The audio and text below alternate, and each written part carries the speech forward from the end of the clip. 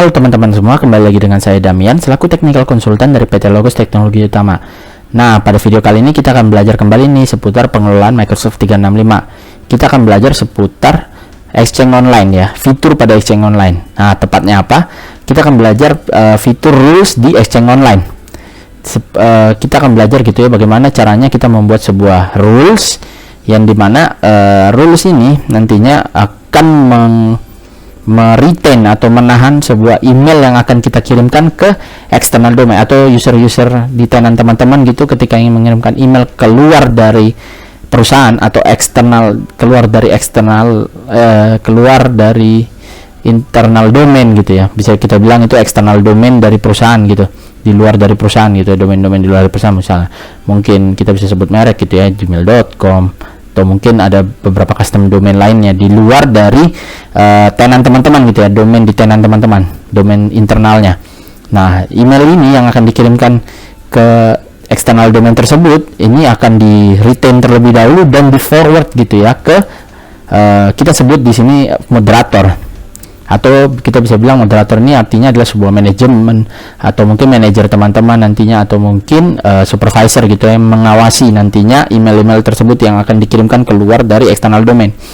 Nah, jadi fungsi roles ini seperti kita mengawasi gitu ya, manajemen ini lebih mudah untuk mengawasi email-email yang nantinya akan dikirim. Nah, nanti mengawasi ini ketika di forward, manajemen ini punya pilihan, punya kuasa untuk email tersebut boleh dikirimkan atau tidak.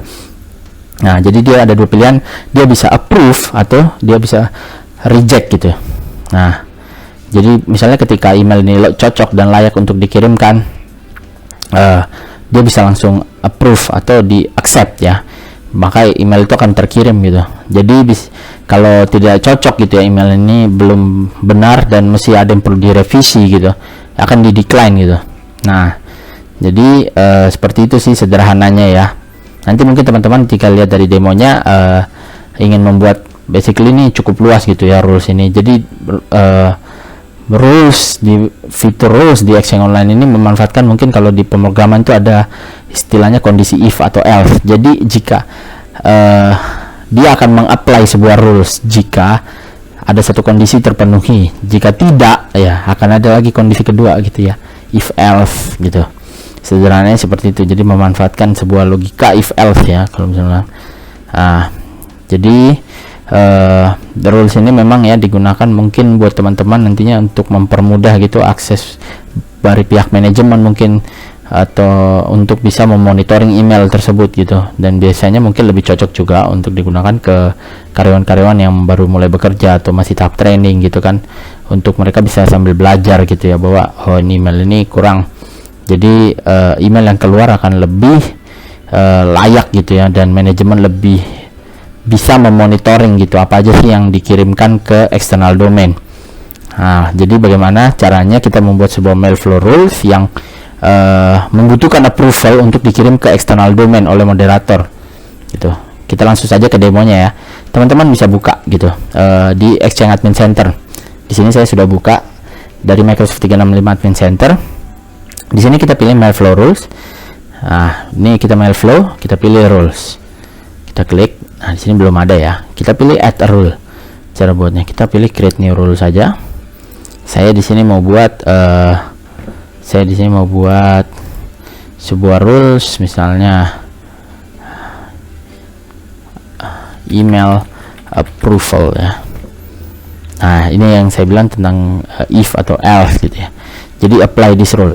Rule ini akan di-apply ke mana? Di sini kita berbicara kita akan memfilter atau bisa bilang kita akan meregulasi email yang nantinya akan keluar dari, yang akan dikirimkan keluar ke external domain dari perusahaan ya. Berarti kita akan berbicara tentang recipient gitu ya. Jadi recipientnya ini kondisinya apa? Di sini kita bisa pilih is external atau internal. Nah, di sini kita bisa pilih outside the organization. Jadi di luar dari tenan teman-teman, nanti domain di tenan teman-teman nanti juga akan dijelaskan ya, domain apa yang accepted gitu ya, domain apa yang dianggap internal ataupun eksternal. Jadi di sini teman-teman nih bisa edit lagi gitu, misalnya mau diedit lagi begini. Oke. Lalu apa yang akan dilakukan jika role ini telah di-apply? Nah, di sini ada forward the message for approval. Nah, di sini kita bisa pilih. Di sini adalah semacam user yang menjadi moderatornya nanti. Nah, kalau teman-teman misalnya punya organization chart, itu nanti bisa memilih to the sender manager gitu ya. Nanti dia akan menyesuaikan gitu dengan organization chartnya. Tapi di sini kita akan pilih spesifik ya. Saya mau menggunakan asal satu akun ya. Jadi dia akan mengirimkan ke sini dulu, dan ini bisa dibilang analoginya di sini ya. Contohnya ini sebagai sebuah moderator atau sebagai sebuah supervisor atau manager dari user nantinya ini. Oke. Akun ini kita pilih next. Kita bisa pilih ini enforce rule mode-nya, severity. Kita bisa naikkan severity-nya, apakah ini wajib itu, activate this rule. Kita bisa aktifkan sekarang ya teman-teman ya. Nah, kita bisa langsung saja next. Oke, kita bisa finish. Oke, di sini sudah create successfully ya. Kita tutup. Nah, mungkin kalau teman-teman nantinya membuat dan belum muncul gitu ya, nggak perlu khawatir, bisa di refresh saja. Nah, lalu di sini tidak langsung ya, secara otomatis enable. Kita harus enablekan dulu sendiri gitu. Ini masih disable kondisinya. Oke. Kita bisa cek lagi. Nah, di sini teman-teman bisa pilih. Teman-teman bisa edit rule condition langsung gitu dari sini, atau kita bisa edit rule settingnya. Maksudnya setting dari rules ini, bagaimana cara rules ini nanti di apply gitu ya. Kita bisa langsung dilakukan di sini. Kita pilih langsung enable ya. Oke, kita tutup. Nah, ini butuh waktu gitu propagasinya. Teman-teman bisa langsung refresh saja, nggak masalah.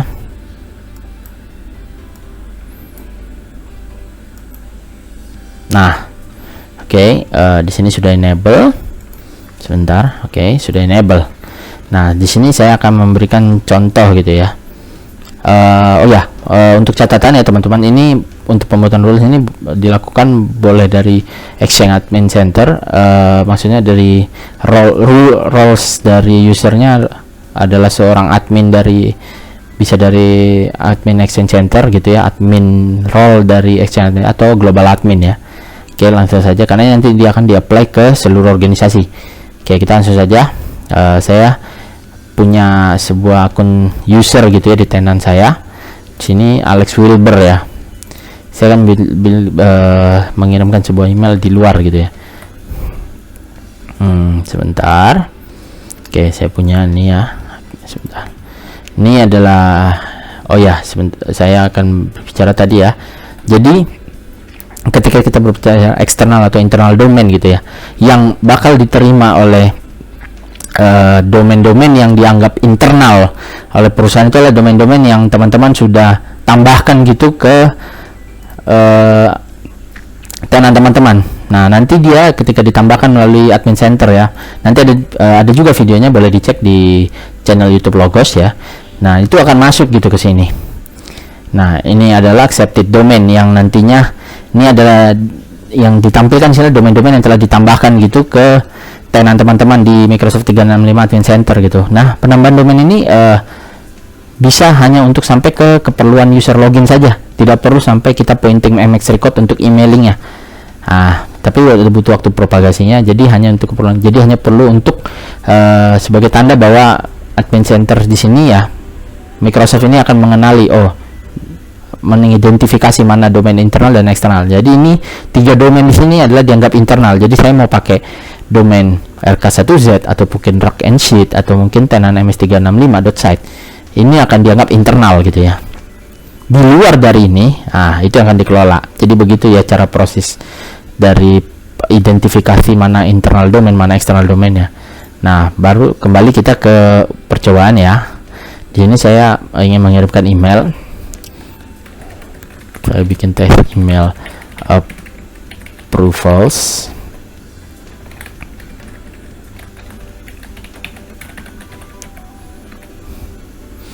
Oke, saya kirimkan. Kita bisa lihat desain item ya teman-teman. Tes email approval. Oke, ini ada terkirim. Nah, jika kita seharusnya sederhananya gitu ya, kalau secara default tanpa rule itu akan terkirim langsung gitu ya, tapi kita bisa lihat di sini di akun tenan ini. Nah, ini adalah akun tenan ini ya. Nah, muncul sebuah notifikasi bahwa Alex Wilber ini akan mengirimkan nih sebuah email apa. Di sini juga di attach gitu email tersebut. Kita bisa open gitu sebagai moderator. Oh, kita bisa lihat. Oh, ini isi emailnya. Nah, kita bisa lihat. Nah, di sini di bagian atas di sini ada kita approve nggak atau kita reject gitu. Nah, oke, kita approve ya.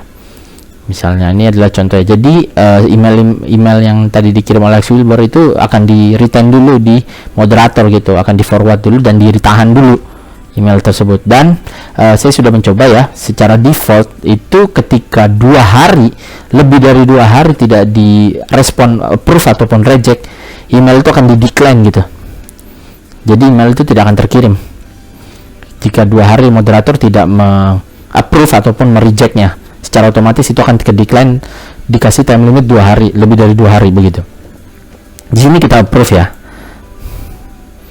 Nah, oke, hilang. Kita bisa ke kita bisa ke deleted item gitu ya. Nah, di sini bisa kita lihat gitu, dia di deleted item ya, tracing email activity-nya. Jadi oh ini oke, kita sudah you approve this request.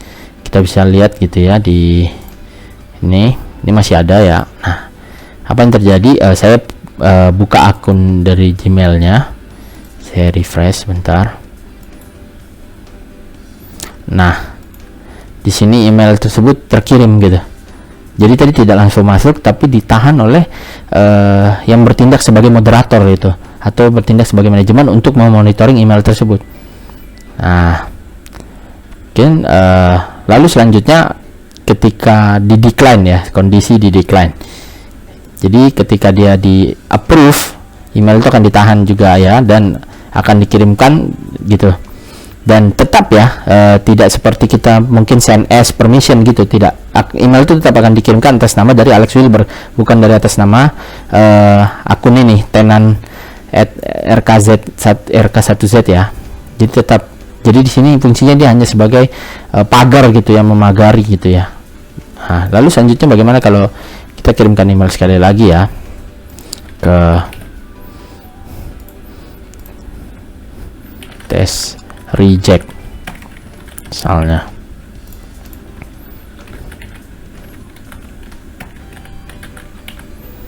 Oke, saya kirimkan. Nah, kita bisa lihat ya di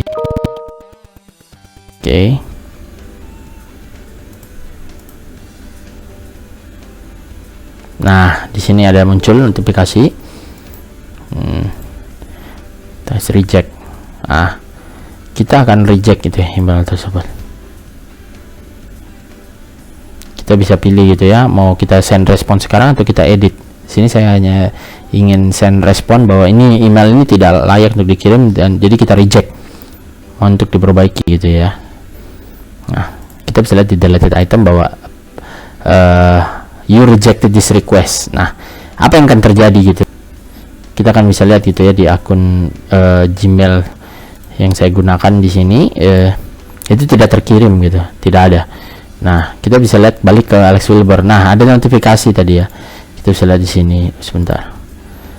Kita bisa lihat di sini ya. Nah, Microsoft Exchange gitu, your message was rejected by a moderator for this recipient. Jadi ketika di reject, dia akan muncul gitu notifikasi ke Alex Wilber, akan ada email bounce back gitu bahwa email ini tidak di reject gitu oleh moderator untuk ke recipient ini gitu, for this recipient. Nah, Damian tadi ya, sesuai nama username ya.